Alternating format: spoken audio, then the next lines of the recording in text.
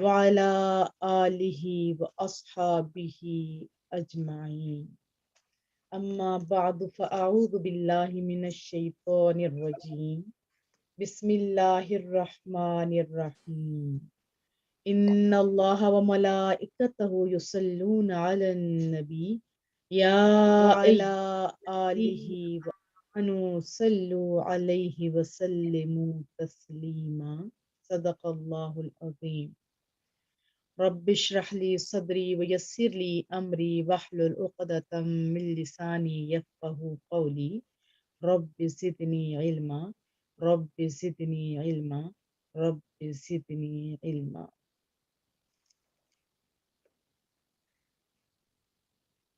خالق و مالک، حامی و ناصر کی حمد و ثنا، اور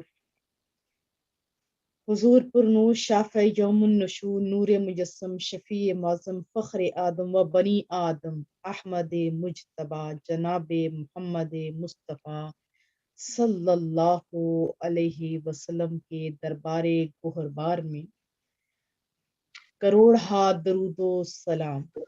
میرے ساتھ مل کے درود پاک پڑھ لیں. اللہم صلی علی سیدنا و مولانا محمد وعلی آلہ و اصحابہ وبارک وسلم. کریم رب سے دعا ہے مولا کریمہ ہم سب کو صحت و عافیت کے ساتھ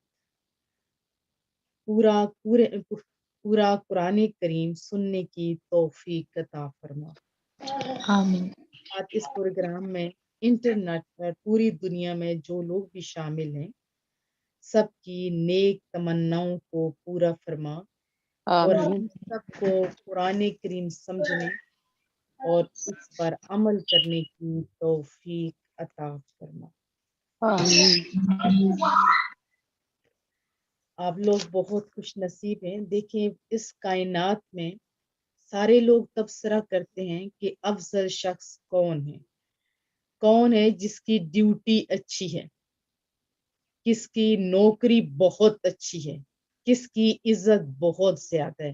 یعنی زیادہ عزت والی نوکری کون سی ہے، زیادہ پیسے والی نوکری عزت کون سی ہے. چلیں آئے رسول اللہ صلی اللہ علیہ وسلم سے پوچھتے ہیں.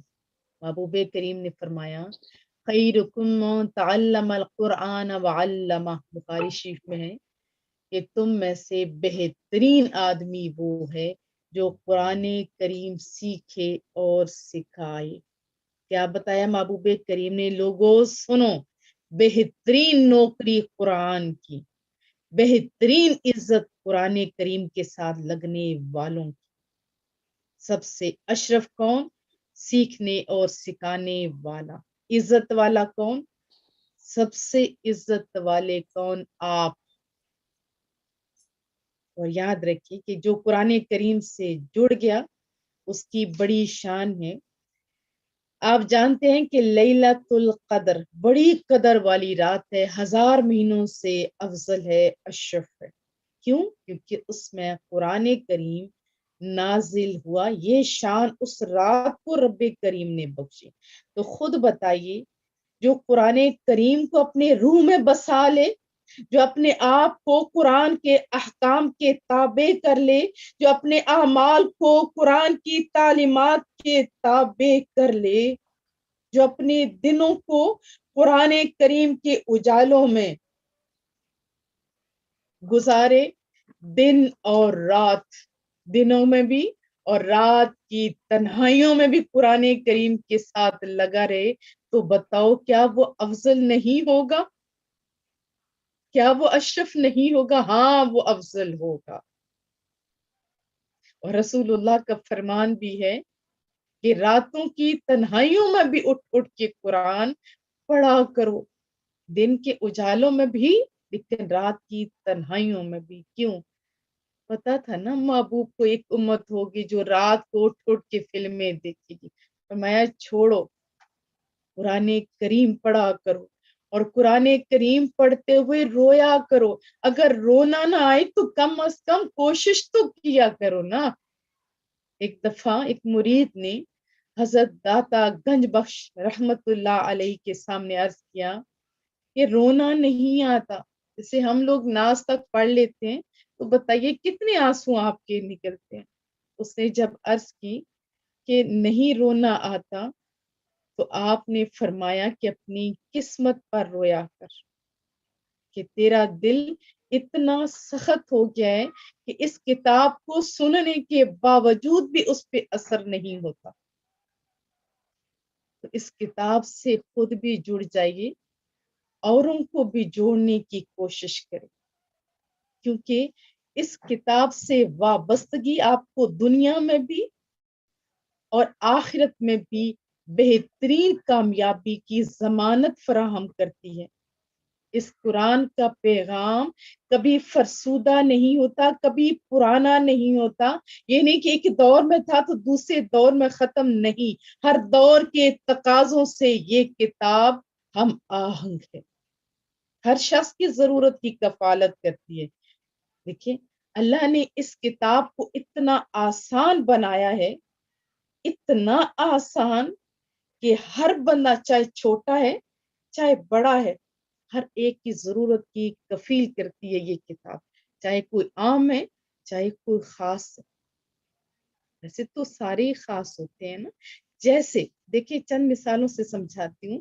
ایک چھوٹا بچہ ہے، اس کے لیے چھوٹی کتابیں ہوتی ہیں نا، اگر ان کے سامنے بڑی کتابیں رکھیں تو ان کو وہ مشکل لگتی ہیں. اور اسی طرح بڑے بندے کے سامنے اگر الف انار بے بکری رکھتے ہیں تو کیا اس کو اس میں دلچسپی ہوگی؟ نہیں ہوگی. لیکن یہ کتاب عربی میں ہے، کوئی اسے سمجھے کوئی اسے نہ سمجھے، بس سننے کی دیر ہوتی ہے ہر کوئی جھوم اٹھتا ہے. ایسی بات ہے نا. اس کتاب میں بڑی تاثیر ہے، اس کے ساتھ جڑ جانے والے کو اللہ بلندیاں نصیب کرتا ہے. ہر ایک کو، چاہے کوئی ڈاکٹر ہے تو وہ بھی فائدہ اٹھاتا ہے، انجینئر ہے وہ بھی، فلسفی ہے وہ بھی، عام میں خاص سے ہر ایک کو کامیابی اگر مل سکتی ہے تو اس قرآن کریم سے مل سکتی ہے. آپ دعا کیا کریں، مولا کریمہ یہ جو زندگی بخشنے والی کتاب ہے اسی کے تحت ہمیں زندگی گزارنے کی توفیق دے. حضرت علامہ اقبال کے بہت سارے اشعار ہیں، ایک کا ترجمہ سنا دیتی ہوں. وہ فرماتے تھے اس کتاب کو عام کتاب نہ سمجھو، یہ کتاب نہیں، یہ کوئی اور ہی چیز ہے، یہ تو پوری کی پوری زندگی کو تبدیل کر دیتی ہے، یہ پستیوں سے اٹھاتی ہے بلندیوں تک لے جاتی ہے. اس کا ہر حرف روشنی ہے، اس کا ہر حرف اجالا ہے. اس سے جڑ جانے والے لوگ کبھی محروم نہیں ہوتے بلکہ سرخرو ہوتے ہیں. اور جب رسول اللہ سے پوچھا گیا محبوبہ ایک ٹائم آنا ہے جب آپ بتا رہے فتنوں کا دور ہوگا تو بچا کیسے جائے؟ فرمایا قرآن کریم سے جڑ جاؤ، قرآن کریم سے ہی جڑو گے تو تم لوگوں کو ہدایت نصیب ہوگی. جو صحیح جاننے والے، جو صحیح علم والے، جو صحیح عقیدے والے لوگ ہیں ان کے ساتھ جڑ جاؤ، اللہ آپ کو کامیابیاں ضرور دے گا. اب قرآن کریم سے متعلق چند باتیں کہتی ہوں کہ اللہ سبحانہ و تعالیٰ نے مصطفیٰ کریم جان رحمت کو آپ جانتے ہیں کہ بے شمار کمالات، بے شمار معجزات سے نوازا، لیکن سب سے کامل، سب سے جامع، سب سے ایسی چیز جو قیامت تک رہنے والی ہے وہ معجزہ قرآن کریم ہے. اس میں ایسی جاذبیت ہے، اتنی کشش ہے، اتنی زیادہ تاثیر ہے جس نے عربوں کو بھی، جن کی زبان اپنی تھی، جو فصیح اور بلیغ عربی زبان والے لوگ تھے، ان کو بھی یعنی گھٹنے جوڑنے دیکھنے پہ مجبور کر دیا. ایک شخص تھا لبید، زمانے جہلیت میں بہت بڑا شاعر تھا، بڑا نامور شاعر تھا. اسلام قبول کرنے کے بعد انہوں نے شعر و شاعری چھوڑ دی. لوگوں کو بڑا تعجب ہوا کہ شعر و سخن جس کی گھٹی میں پڑا ہو وہ اس سے باز کیسے آ گیا.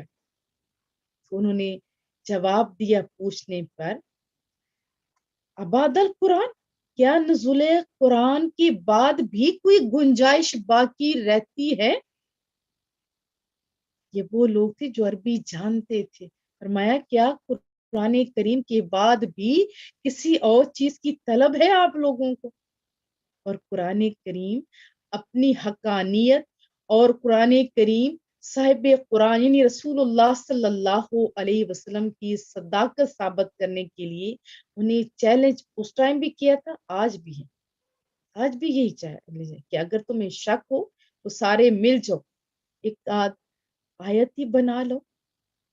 وہ لوگ بھلے نہ مانے، ضد پر قائم رہے، لیکن ان کا دل مانتا تھا یہ کسی بشر کا کلام نہیں ہے بلکہ اللہ کی طرف سے نازل شدہ۔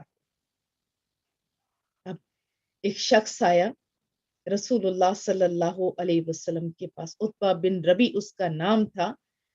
اس نے بڑی پیشکش کی، دنیا کے مال و اسباب کی، بہت ساری پیشکشیں کی۔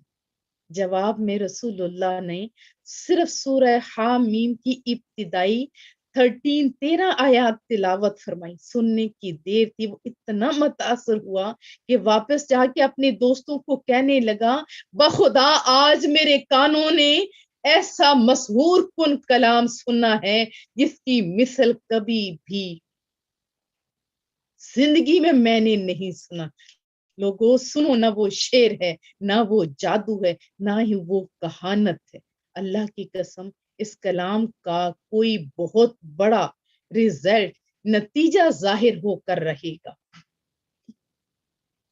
ایک اور شاعر تھا، اس کو رہنے دیتی ہوں، ایک اور بات سناتی۔ ایک اور مشرک تھا ولید بن مغیرہ، اس کو فساد اور بلاغت پہ پورا جزیرہ عرب مانتا تھا، بڑا چرچا تھا۔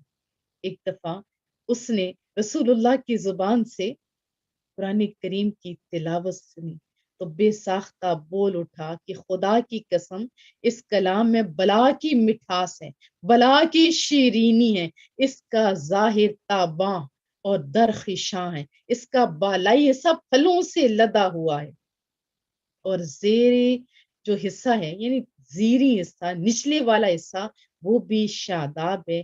کوئی انسان ایسا قول کبھی نہیں کہہ سکتا، یہ ہمیشہ سر بلند رہے گا، اس پر کسی کو بلندی نصیب نہیں ہو سکتی۔ جو اس کے مقابلے میں آئے گا وہ پیس کر رکھ دیا جائے گا۔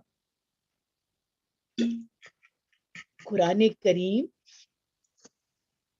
بہت بڑی چیز ہے میری بہنوں، یہ صحیفہ حیات ہے، یہ انسان کو اپنے خالق اور مالک حقیقی کا پتہ دیتا ہے، مقام انسانیت سے آگاہ کرتا ہے، معاملات زندگی کو سنوارنے کا سلیقہ سکھاتا ہے، چاہے ان کا تعلق دنیا سے ہو، آخرت سے ہو، حالت امن میں عبادت اور ریاضت سے ہو، حالت جنگ میں شجاعت اور بہادری سے ہو، ان کا تعلق معاشرت سے ہو، معیشت سے ہو، تجارت سے ہو، سیاست سے ہو، شارٹ یہ مختصر یہ ایک عام شہری ہو یا حاکم وقت ہو۔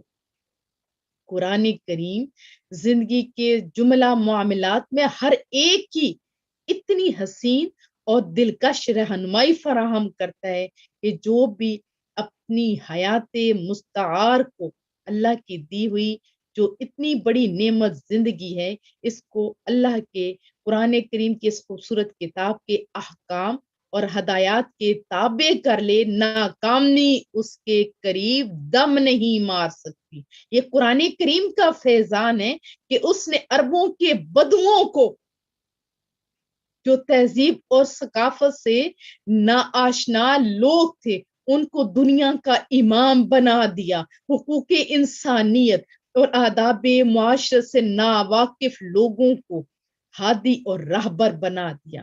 قرآن زندگی کے ہر شعبے میں کامل رہنمائی فراہم کرتا ہے۔ یہ ایسا عالمگیر پیغامی ہدایت ہے جو رنگ و نسل، زمان و مکان کی حدود سے ماورا ہے۔ ہر زمانہ، ہر قوم کے افراد اس کے یکساں مخاطب ہیں۔ ٹھیک ہے، ہر ایک کو یکساں یہ مخاطب کرتا ہے۔ جن لوگوں نے اس کی صدا پر لبیک کہا وہ دنیا کے امام بن گئے، مگر جو لوگ اس کے دامن میں آنے کے لیے تیار نہ ہوئے، جہالت ان کے نام کا لازمہ اور شناخت بن گئی۔ قیامت تک ہر وہ شخص ابو جہل ہے۔ کون ہے؟ ابو جہل، جو قرآن کے مطابق اپنی زندگی ڈھالنے پر آمادہ نہ ہو، اور ہر وہ زمانہ جاہلیت ہے جو قرآنی نظام کو اختیار کرنے کے لیے تیار نہیں۔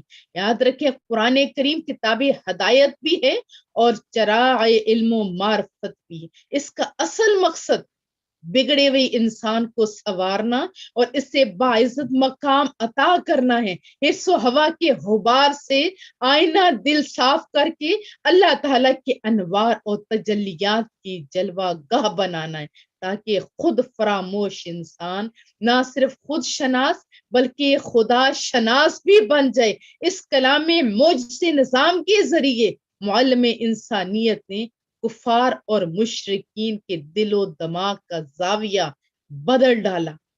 اس میں بڑی قوت ہے۔ وہ جو عرب کے لوگ تھے ان کا مزاج اتنا سخت تھا، ان کو نرم مزاج کر دیا اور فکر و عمل کی نئی بنیادیں استوار کی۔ اسی قرآن کی بدولت انسانیت کے بخت خفتہ کو، بد نصیبی کو خوش قسمتی میں تبدیل کیا، ان کے اخلاق، عادات اور طبیعتوں میں توازن قائم کیا۔ توحید کا وہ بھولا ہوا وہ انسان جو تھا اس کو یاد کرایا اور انسان کو اس کے صحیح مقام سے آگاہی بخشی۔ تڑپتی اور سسکتی انسانیت کے زخموں پر مرہم رکھا اور تکریم انسانی کا درس دے کر ہر شخص کو، ہر بندے کو، عورت مرد بچے، ہر ایک کو حقوق عطا فرمائے، ظلم اور بربریت کی مہلک کھائی میں گرنے سے بچا لیا۔ سنو، یہ باتیں ہی باتیں نہیں ہیں بلکہ یہ حقیقت ہے، اور زندہ جاوید حقیقت اور ناقابل انکار حقیقت کہ قرآن کی ہدایت سے بگڑا ہوا انسان سدھرا اور سدھر کر ساری کائنات کے لیے آیا رحمت بن گیا۔ سنو لوگو، یہ قرآن حکیم آنکھوں میں شرم و حیا کی تراوت، زبان میں حق و صداقت کی حلاوت، عمل میں دیانت و شرافت کی نفاست، معاملات میں معاملہ فہمی کی ظرافت اور فکر میں گہرائی کی وسعت کی تعلیم دیتا ہے۔ یہ ممکن ہی نہیں کہ آنکھوں میں شرم و حیا ہو اور پھر بے حیائی اور فحاشی جنم لے، زبان قول حق کی امین ہو اور پھر جھوٹ بولے، باہمی معاملات میں ایک دوسرے کے حقوق کی پاسداری کا احساس ہو اور پھر قتل و غارت گری عام ہو جائے۔ تو کیا پتہ چلا کہ قرآن کریم ہمارا سچا خیر خواہ ہے، ہمارے دین و دنیا کا محافظ، ہمارے امن و سکون کا امین، یہ ہماری مسرتوں اور خوشیوں کا نوید ہے۔ امیر المؤمنین حضرت عمر فاروق رضی اللہ تعالیٰ نے بڑے گولڈن ورڈز کہے تھے۔ سنو لوگو، فرمایا لوگوں کہ یہ کبھی نہ بھولنا کہ قرآن عزت اور افتخار کا خزانہ ہے اور تمہارے لیے ایک انمول انعام ہے۔ فرمایا لوگو، اس قرآن کے مطابق زندگی گزارو، دیکھنا کہیں یہ کل قیامت کے دن تمہارے خلاف گواہی نہ دینے لگے۔ جو ایسا کرے گا تو پہلے اس سے سر کے بل گرایا جائے گا، پھر سیدھے جہنم کی جو سخت آگ ہے اس میں جھونکا جائے گا۔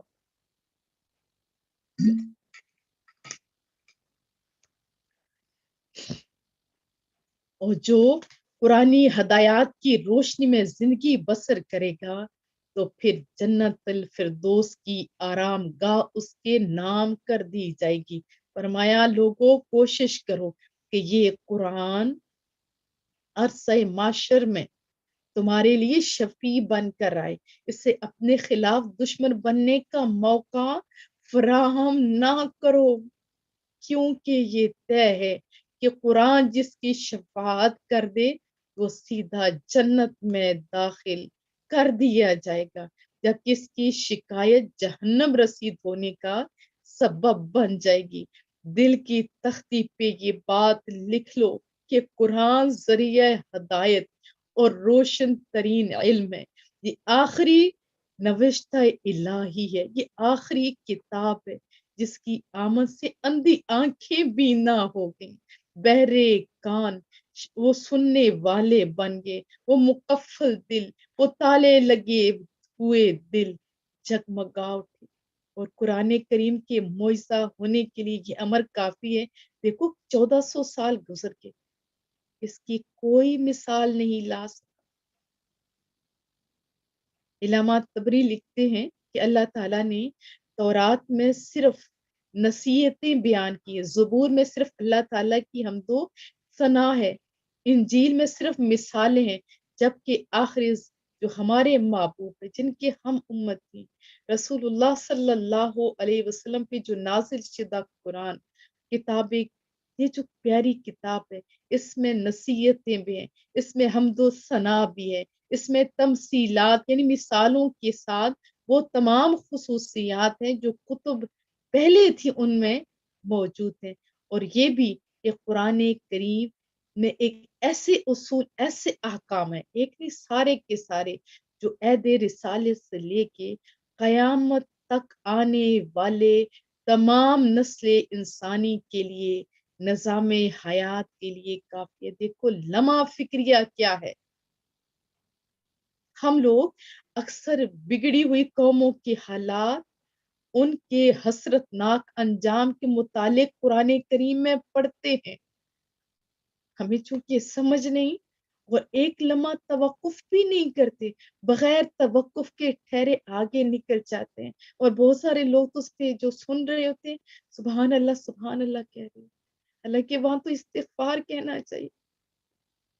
اور ہم یہ زحمت بہت کم گوارا کرتے ہیں کہ اپنے اعمال کا موازنہ ان برباد شدہ قوموں کے اعمال سے کریں، یہ سوچیں کہ کہیں ہم بھی انہی نافرمانیوں کا شکار تو نہیں، اور اگر خدا نخواستہ شکار ہیں تو اپنے انجام کی ہولناکیوں سے غافل کیوں ہیں؟ کیا مکافات عمل کا قانون قدرت کا اٹل قانون نہیں؟ ہم نے کیا نہیں پڑھا قرآن کریم میں وَلَن تَجِدَ لِسُنَّتِ اللَّهِ تَبْدِيلًا، یعنی اللہ کی سنت تبدیل نہیں ہوتی، وہ پہلے بھی وہی تھی، آج بھی وہی۔ دیکھیے میری ہر لمحہ کوشش ہوتی ہے، جب بھی درس پورا سال پڑھاتی ہوں میں، لفظی ترجمہ تفسیر کے ساتھ پڑھاتی ہوں، ہر ایک میں کیا کہتی ہوں، اپنا محاسبہ کرو، اپنے آپ کو رغبت دلاؤ اچھائیوں کی طرف، سوچو، ہمیشہ کہتی ہوں وہ جو محاسبہ کرتے ہیں کامیابیاں ان کا مقدر بن جاتی ہیں۔ تو ابھی بھی ہم لوگ انشاءاللہ تعالی پورا قرآن کریم پڑھیں گے اللہ کی فضل سے۔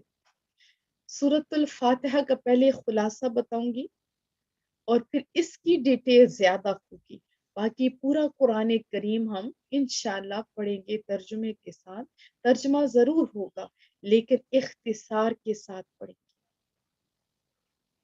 دیکھیے سورۃ الفاتحہ پہلی سورت ہے نا، اور یعنی نزول کے اعتبار سے پانچویں ہے تو یہ بڑی مختصر مگر حقائق اور معنی سے لبریز دل نشین اور جلیل القدر صورت ہے۔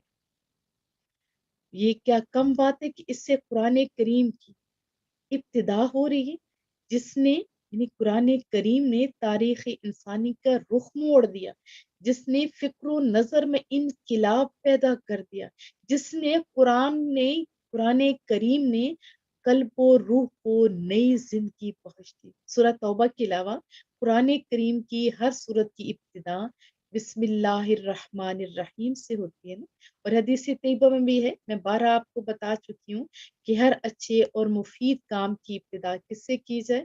میں آپ کو خلاصہ بتا رہی ہوں سورۃ الفاتحہ کا، اور بسم اللہ الرحمن الرحیم کا بتا رہی ہوں کہ حدیث طیبہ میں ہے کہ ہر اچھے اور مفید کام کی ابتدا بسم اللہ سے کی جائے، اور یہ ہمیں تلقین ہے،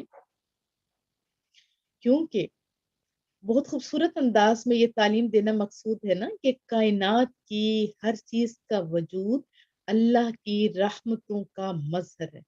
تو احسان شناسی کا تقاضا کیا ہے کہ منعم و محسن اللہ تعالیٰ کی انعامات اور एहसानात से फायदा उठाते वक्त उसके नाम से अपनी जुबान को तरोताजा रखा जाए। ये सूरह मुबारक बड़ी फजीलतों की जामे है।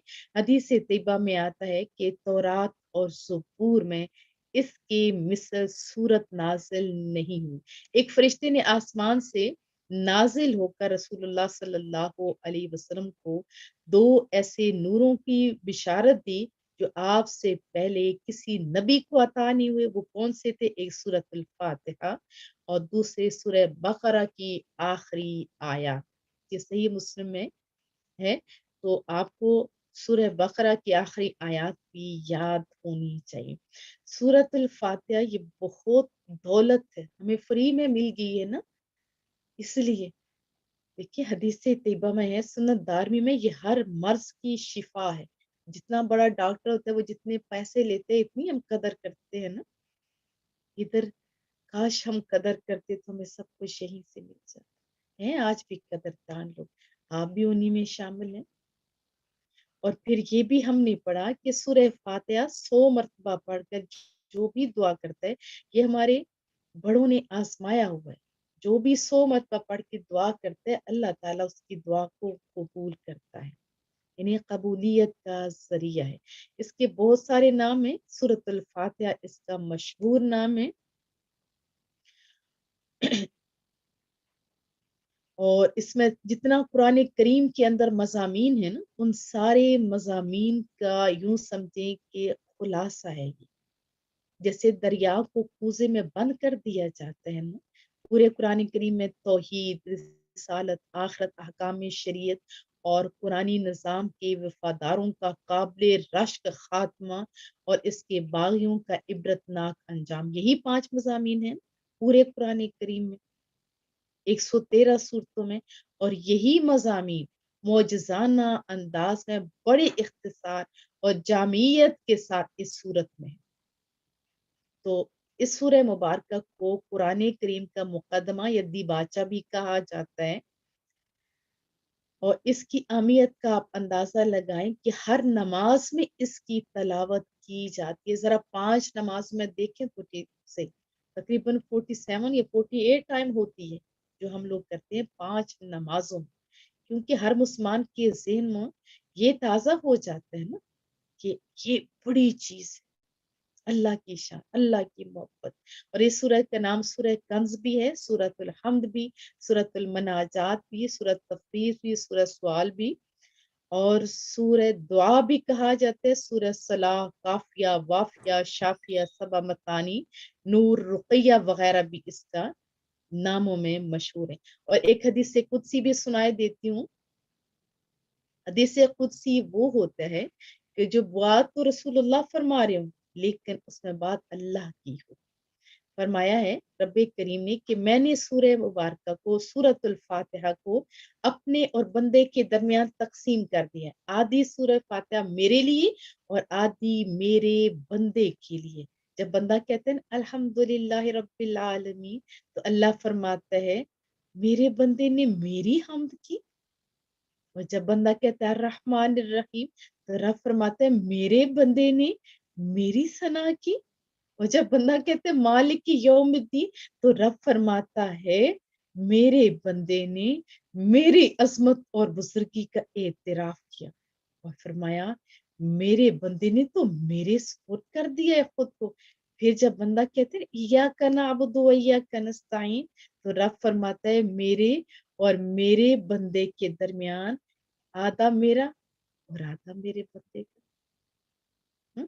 फिर जब बंदा कहते एहदिना सिरातल मुस्तकीम, तो अल्लाह फरमाता है ये मेरे बंदे के लिए है और मेरे बंदे ने जो मांगा है ना मैंने उसको दे दिया। क्या इससे बड़ी बात हो सकती है? और सूरतुल फातिहा की पहली आयत में अल्लाह के तमाम कमालात और खूबियों का एतराफ है। फिर हम से इब्तिदा हो रही है। फिर तमाम कायनात की रबूबियत को तस्लीम के लिए रब का लफ्ज इस्तेमाल किया गया, क्योंकि वही तो तमाम जहानों का पालने वाला है। रब का लफ्ज कहा गया। हम तो पैसों के लिए दौड़ रहे हैं ना, वही पालने वाला है, याद रखिए। आसमान, जमीन, हर चीज को, छोटे बड़े हंस परिंदा देखे है ना आपने, वो सुच्चे मोती खाता है। اور اس کو پرووائڈ کون کرتے؟ اللہ تعالیٰ. ہمیں آکسیجن کتنی زیادہ مل رہی ہے، اگر پیسوں کی لینی پڑے تو تب ہمیں پتہ لگ جائے. تو یہ سب کچھ کون دیتا ہے؟ رب کریم دیتا ہے.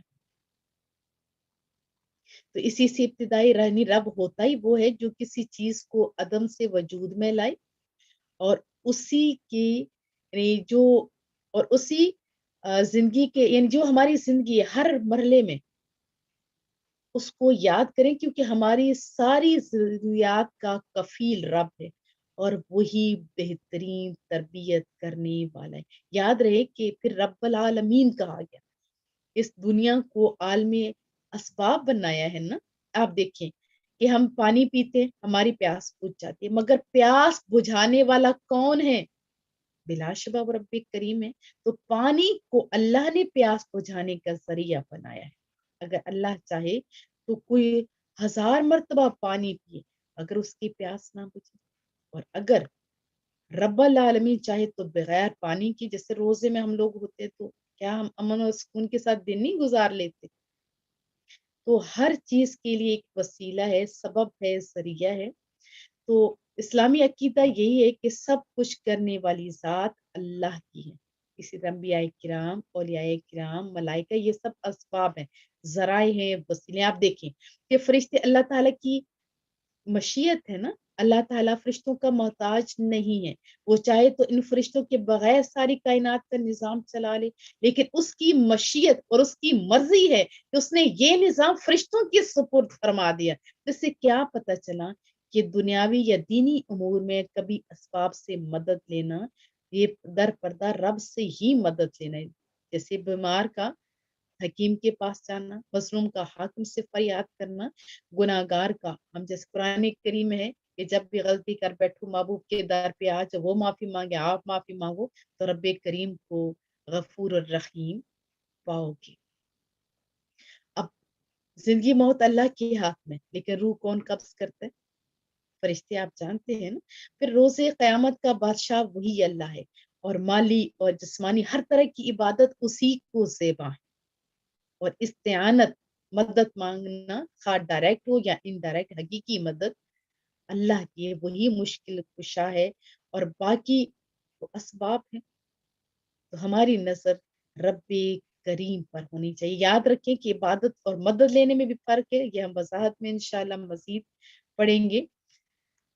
اور چوتھی بات، اللہ تعالیٰ نے ہدایت طلب کرنے کا ذکر فرمایا ہے. تو اس سے کیا پتہ چلا کہ ساری نعمتوں سے اعلیٰ نعمت سیدھے راستے کی ہے. تو ہر رکعت میں ہم کہتے اہدنا الصراط المستقیم. یہ دعا کیوں یاد کرائے گی؟ یہ یاد رکھیں، یہی ہدایت سورہ فاتحہ کا مرکزی نقطہ ہے. پہلے تو سیکھتے ہیں کہ ہدایت ہے کیا. ہر کام کو اللہ تعالیٰ کی منشا اور مرضی کے مطابق سر انجام دینے کا سلیقہ ہدایت کہلاتا ہے. اور ہدایت انسان کو اپنی کوشش سے نہیں ملا کرتی، بلکہ رب کے فضل سے ملتی ہے. اس لیے بندہ اپنے پروردگار سے صراط مستقیم یعنی سیدھے راستے کی ہدایت کی بھیک مانگتا ہے. اب سوال یہ ہوتا ہے کہ وہ سیدھا راستہ ہے کیا؟ تو قربان جاؤں قرآن پہ کہ اس نے اس کو بھی وضاحت کر دیا. سیدھے راستے کا تعین خود ہی فرما دیا کہ سیدھا راستہ ان لوگوں کا ہے جن پر اللہ نے انعام کیے. اب ذہن میں سوال آتا ہے، ابھرتا ہے کہ آخر اللہ کے وہ انعام یافتہ بندے ہیں کون؟ تو قرآن کریم نے بتا دیا کہ انعام یافتہ بندے انبیاء کرام، صدیقین، شہداء، صالحین ہیں. آپ خود سوچیں کہ کس راہ پر اس نفوس سے قدسیہ کے نقوشے پائے. حضرت صدیق کے اکبر، حضرت فاروق کے اعظم، حضرت عثمان غنی، حضرت علی مرتضی، صحابہ کرام اجمعین، اہل بیت اعظام، اور پھر یہ کس جماعت کے پیشوا ہیں؟ اور اولیاء کرام کا سلسلہ اس ٹائم سے لے کر آج تک کس جماعت سے ظاہر ہو رہا ہے؟ آپ خود سوچیں گے تو جواب آپ کو مل جائے گا. فرمایا ان انعام یافتہ لوگوں کے راستے پر چلنے کا تقاضا کیا ہے کہ بندہ اپنے آپ کو پورے طور پر اطاعت الہی اور اس کے فیصلے پر راضی رہنے کے لیے تیار کر لے، اور ایسا ہو جائے کہ اگر اس کو حکم دیا جائے کہ وہ اپنے بیٹے کو ذبح کر دے تو اس کی اس طرح اطاعت کرے جیسے حضرت ابراہیم علیہ السلام نے کی تھی۔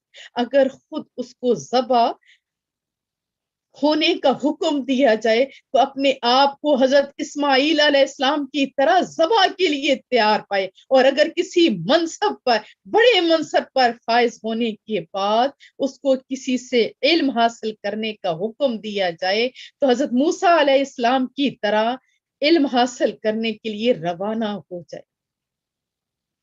اور آپ نے سورہ کاف میں پڑھا نا، اور اپنی بڑائی کو آر نہ بنائے، اور اگر حکم دیا جائے کہ نیکی کا حکم دے، برائی سے روکے، خواہ اس راہ میں اس کو آرے سے چیر دیا جائے، تو حضرت یحییٰ علیہ السلام، حضرت زکریا علیہ السلام کی طرح اف نہ کرے اور بس وہیں پہ شہید ہو جائے، اور موذی امراض میں مبتلا ہو جائے تو حضرت ایوب علیہ السلام کی طرح صبر کا دامن ہاتھ سے نہ جانے دے۔ اگر قاضی اور حاکم بنے تو عدل و انصاف کے سامنے جھکنے میں آر محسوس نہ کرے۔ اگر اس کے بیٹے کا کیا ہوا فیصلہ اس کے کیے ہوئے فیصلے کے مقابلے میں صحیح ہو تو قبول حق کے راستے میں انانیت کو آنے نہ دے، جیسے حضرت داؤد علیہ السلام نے اپنے کیے ہوئے فیصلے کے مقابلے میں حضرت سلیمان علیہ السلام کے فیصلے کو راجے قرار دیا،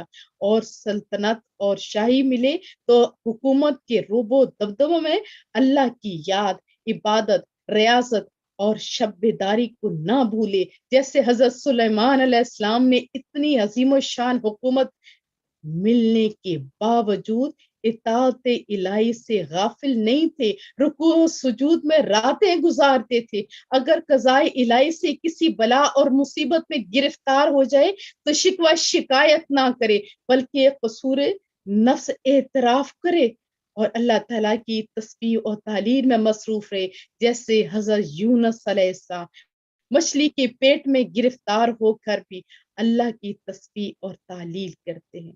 اور اگر نوجوان حسین و جمیل بیٹا گم ہو جائے تو حرف شکایت زبان پر نہ لائے، اور حضرت یعقوب علیہ السلام کی طرح صبر جمیل کا پیکر بنا رہے، اور اگر کوئی با اختیار اقتدار حسین و جمیل عورت کسی مرد جوان کو گناہ کی دعوت دے تو قید خانے میں جانا منظور کر لے، مگر اگر گناہ سے دامن بچائے رکھے، اور جب قید خانہ میں جائے تو وہاں بھی لوگوں کو اللہ کی طرف بلائے، توحید کا درس دے، اللہ کی اطاعت کی دعوت دے، اور یہ حضرت یوسف علیہ السلام کا اسوہ اور نمونہ ہے اور ان کا راستہ ہے۔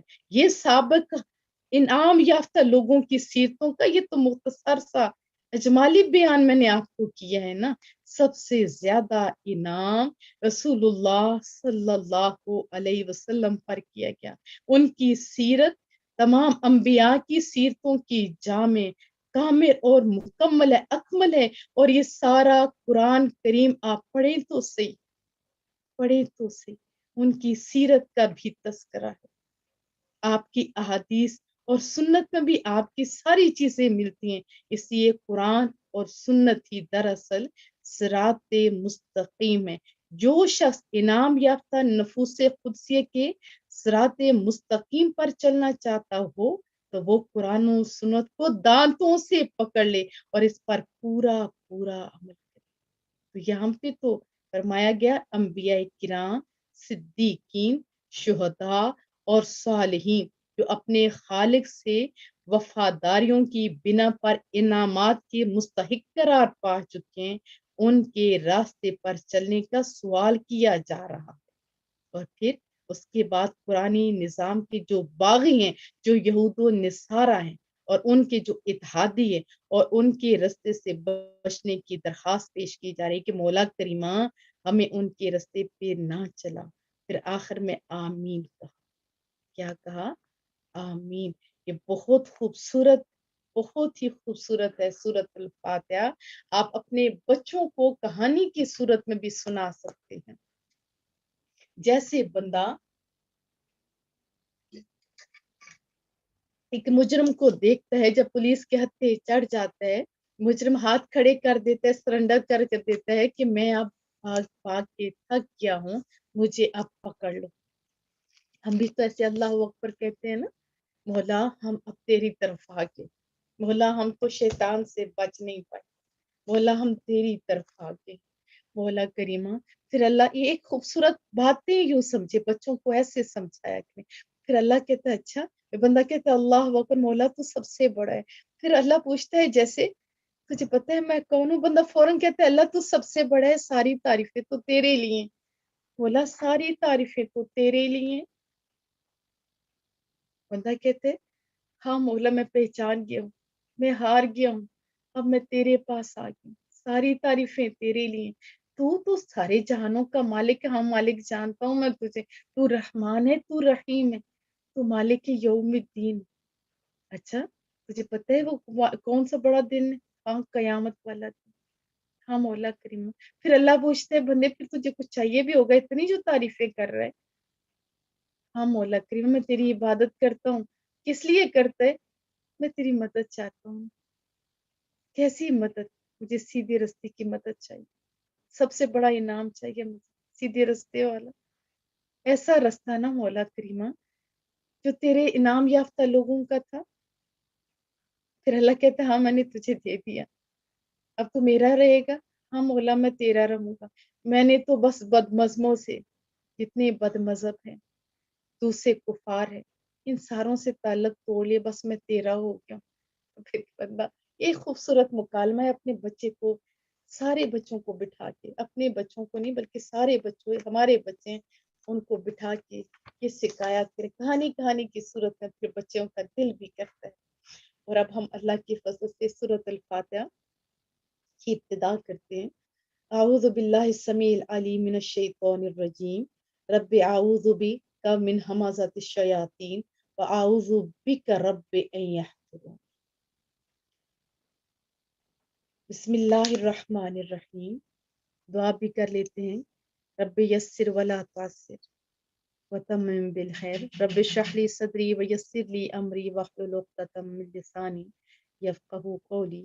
رب زدنی علما، رب زدنی علما، رب زدنی علما. الحمدللہ رب العالمین. سب تعریفیں اللہ کے لیے جو مرتبہ کمال تک پہنچانے والا ہے سارے جہانوں کو. اب یہاں دیکھیں کیا بتایا گیا کہ ہر خوبی اور کمال جس کا ظہور اختیار اور ارادہ سے ہو، اس کی ستائش اور ثنا کو عربی میں حمد کہتے ہیں. حمد اس کو کہتے ہیں. تو اس لفظ حمد نے اس حقیقت کو بے حجاب کر دیا کہ اللہ تعالیٰ کے صفات کمال سے متصف ہونا غیر اختیاری نہیں بلکہ اس کی اپنی مرضی اور ارادہ کی جلوہ نمائی ہے. کمال کہیں بھی ہو، جمال کسی روپ میں ہو، اسی کی کرشمہ سازی ہے، اسی کی با اختیار تدبیر کا اعجاز ہے. تو ستائش اور تعریف کسی کی بھی کی جائے، حقیقت میں کس کی ہے؟ رب کریم کی، جس کی قدرت اور اختیار سے اس عالم و رنگ و بو کی ساری رنگینیاں اور رہنائیاں روح پذیر ہیں. تو اس لیے کیا فرمایا؟ الحمدللہ. اور جب بندہ راہ طلب میں قدم رکھے تو پہلے اپنے رب کی حمد کرے جس نے اس راہ پر گامزن ہونے کی توفیق بخشی، جس نے منزل مقصود کی لگن اس کے دل میں پیدا کی. کیونکہ ہمارا تو کیا ہوتا ہے، ہمارا تو یہی نا، میری طلب بھی انہی کے کرم کا صدقہ ہے، قدم یہ اٹھتے نہیں ہیں اٹھائے جاتے ہیں. اور یہ تو بہت پیاری چیز ہے قرآن کریم. پھر رب کا لفظ ہے، رب کا معنی ہوتا ہے مرتبہ کمال تک پہنچانے والا. تربیت بھی اس کا معنی ہے. اور جتنی صلاحیت اللہ نے دی ہے، جتنا حسن تھا، اسی کے مطابق اللہ نے اس کی تکمیل کی ہے. جیسے ہمارا پورا جسم ہے، کھانا سیم کھاتے ہیں، بچہ پیدا ہوتا ہے سر بڑا اور یہ ساری چیزیں برابر ہوتے ہیں. لیکن کتنا کھانا ایک جیسا مل رہا ہے لیکن سر اور قدم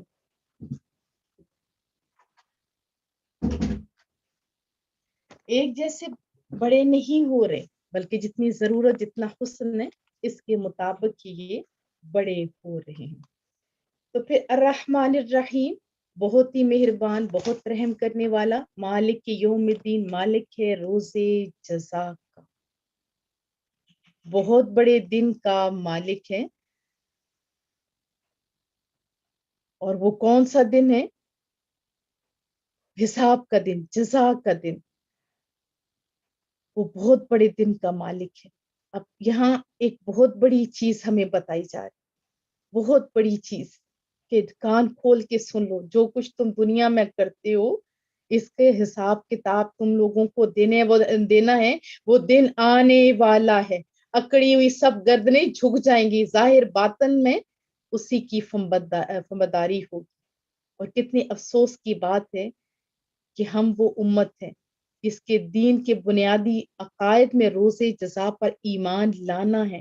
میدان عمل میں ہماری جو غالب اکثریت ہے اس کو اگر دیکھا جائے تو یہ آخرت پر جو ایمان ہے اثر تک محسوس نہیں ہوتا۔ کتنے غافل ہیں، جیسے ہم نے کسی کے سامنے جواب دہ ہونا ہی نہیں ہے نا ایسی بات۔ تو مالک یوم الدین، مالک کے روز جزا کا، رب کے سامنے آپ نے کھڑا ہونا ہے تو ذرا تیاری بھی اچھی کیجیے۔ ایاک نعبد، ہم تیری ہی عبادت کرتے ہیں۔ اب پہلے تو سمجھے کہ عبادت ہے کیا۔ عبادت ہوتا ہے کہ اقصا غایت الخضوع والتذلل، یعنی حد درجہ کی عاجزی اور انکساری۔ اور مفسرین کہتے ہیں سجدہ سب سے جو ہے وہ عبادت ہے۔ حالانکہ صرف سجدہ ہی عبادت نہیں، حالت نماز میں تمام حرکات اور سکنات سب عبادتیں ہیں، جیسے ہاتھ باندھ کر کھڑے ہونا، رکوع کے بعد ہاتھ چھوڑ کے جیسے کھڑے ہوتے ہیں سجدہ، اس کے بعد تشہد، دو زانو ہو کر بیٹھنا، سلام کے لیے دائیں بائیں منہ پھیرنا، یہ سب عبادت ہے۔ اگر عبادت صرف یعنی آخری مرتبے کا نام ہے، جیسے سجدہ ہے، یہ باقی چیزیں کیا عبادت نہیں ہے؟ اگر ایسا کیا جائے تو یہ تصور ہی غلط ہے۔ تو یہ ساری چیزیں مطلقاً عبادت ہیں۔ لیکن یاد رکھیں کہ اگر کوئی شخص، اب میں ایک مثال سے سمجھاتی ہوں، اپنے استاد کے سامنے یا بیٹا اپنے باپ کے سامنے دو زانو ہو کر ادب سے بیٹھتا ہے یا ان کی آمد پر کھڑا ہو جاتا ہے، تو یہ کیا کہنا درست ہوگا کہ اس نے اپنے باپ یا استاد کی عبادت کی اور اس کو اپنا معبود بنا لیا؟ استغفر اللہ۔ پھر یہ سب کیا ہے؟ جو ان حرکات اور سکنات کو اگر یہ نماز میں ہوں تو عبادت بنا دیتی ہیں، اور ایسے کھڑے ہونے کو، ہاتھ باندھنے کو یا کھڑے ہونے کو یا دو زانوں بیٹھنے کو، یہ کیا ہے پھر؟ یاد رکھیے اگر یہ نماز کے اندر ہیں تو یہ عبادت ہے، اگر یہ باہر ہیں تو یہ عبادت نہیں ہے۔ یہ فرق آپ پہ واضح ہو گیا؟ تو ہمارا عقیدہ کیا ہے کہ اللہ، اس کی ہی لیے ہم ساری عبادات کرتے ہیں، چاہے ہم لوگ نماز کے اندر ویسے کھڑا ہونا، اگر کسی اور کے لیے کھڑے ہوتے ہیں تو وہ عبادت نہیں ہے، وہ اس کو ہم تعظیم کہتے ہیں۔ رہا مسئلہ سجدے کا، پہلی امت پہ سجدہ تعظیمی جائز تھا، ابھی رسول اللہ کی امت پہ سجدہ تعظیمی بھی جائز نہیں ہے۔ یہ بات آپ کی ذہن نشین ہونی چاہیے۔ اور ہم لوگ اسی کی عبادت کرتے ہیں، چاہے کوئی بھی مسلمان ہے غلطی کر سکتا ہے، لیکن عبادت صرف اللہ ہی کی جاتی ہے۔ نعبدو، اور پھر اس میں دیکھیں ایاک نعبدو ہے، نعبدو کہ ہم تیری عبادت کریں، کیونکہ اس میں احتمال ہے نا کہ ہم تیری عبادت کرتے ہیں تیرے ساتھ اوروں کی بھی، تو کہا ایاک نعبدو، صرف ہم تیری ہی عبادت کرتے ہیں، کسی اور کی عبادت نہیں کرتے۔ ایاک کا ایک تو اس میں حصر میں ہے، اور اس میں اور بھی بہت ساری چیزیں، ایک تو یہ کہ عبادت اور معبود، یہ تین ایک خوبصورت نقطہ ہے کہ بندہ اپنے آپ کو بھول جائے کہ میں عبادت کر رہا ہوں، نہیں، میں صرف اپنے رب کے سامنے۔ پھر دیکھیے آپ کو وہ چیز، میری عبادت تو ہو ہی رہی ہے نا، لیکن وہ چیز آپ کو ملے گی کہ آپ حیران ہو جائیں گے، محبت چاشنی آپ کو نماز میں ملے گی۔ ایاک کا نعبد، اب یہاں پہ دیکھیں ایاک کا نعبد، ایاک کا واحد ہے، اور بندہ جو ہے وہ بھی عبادت کرنے والا ایک ہے نا، لیکن ہم کہتے ہیں نعبد، اس میں یہ نقطہ ہے کہ اپنی ناقص عبادت کو مقربین بارگاہ سمدیت کی اخلاص اور نیاز میں ڈوبی ہوئی عبادت کے ساتھ پیش کرے تاکہ ان کی برکت سے اس بندے کی عبادت بھی قبول ہو جائے۔ یہ ایک نقطہ لکھا گیا جو مجھے اچھا لگا۔ پھر ہم مدد بھی صرف اللہ ہی سے لیتے ہیں، یاد رکھیں حقیقی مدد کرنے والا اللہ ہے، لیکن اگر کوئی بندہ بیمار ہو کے مرنے لگ جائے کہ میں تو نہیں جاتا ڈاکٹر کے پاس، یہ تو شرک ہے، یہ تو غلط ہے نا۔ اسی طرح کوئی بندہ کہے کہ میں تو گھر بیٹھا رہوں گا، رازق تو وہ ہے، یہ بھی غلط ہے۔ اگر وہ جاتا ہے روزگار کے لیے تو کیا وہ شرک ہوگا؟ نہیں، حقیقی مددگار رب کریم ہے، اور یہ باقی اسباب ہیں۔ صحابہ کرام جنہوں نے توحید رسول اللہ سے سیکھی تھی، ان کو بھی کوئی مسئلہ ہوتا تھا وہ رسول اللہ کے پاس تشریف لے کے جاتے تھے، ان کو توحید ہم سے زیادہ پتہ تھی۔ تو کیا فرمایا، ایاک نستعین، حقیقی مدد وہی کرتا ہے، مولا کریمہ ہم تجھی سے مدد چاہتے ہیں۔ اہدنا الصراط المستقیم، پھر یہ دعا ہے بہت ہی خوبصورت دعا کہ مولا کریمہ ہم سب کو سیدھے رستے پر چلا۔ کون سا رستہ؟ صراط الذین انعمت علیہم، ان لوگوں کا رستہ جن پر تو نے انعام کیا۔ انعام یافتہ لوگ کون ہیں وہ میں آپ کو خلاصہ میں بتا چکی ہوں، انبیاء کرام، شہداء کرام، صالحین وغیرہ، اولیاء کرام، اور پھر ہے غیر المغضوب علیہم ولا الضالین۔ اور پھر بندہ کہتا ہے، اس کا ترجمہ بھی یہ ہے کہ مولا ان لوگوں کے رستے پر نہ چلائیں جن سے تو ناراض ہوا، اور نہ ہی گمراہوں کے رستے پہ چلا۔ تو کریم رب سے دعا ہے مولا کریمہ ہمیں پورا قرآن کریم صحیح طور پر پڑھنے، پڑھانے، سمجھنے اور اس پر عمل کرنے کی توفیق عطا فرما۔ مولا کریمہ سے راضی ہو جا، ہمارے میں برکتیں عطا فرما، کی تمام پریشانیوں کو دور فرما، ہماری حاجات آمین۔ فرما۔ السلام علیکم ورحمۃ اللہ وبرکاتہ۔ وعلیکم السلام رحمۃ اللہ وبرکاتہ۔ پوری اہل محفل کو السلام علیکم، بیٹا ٹھیک ہو؟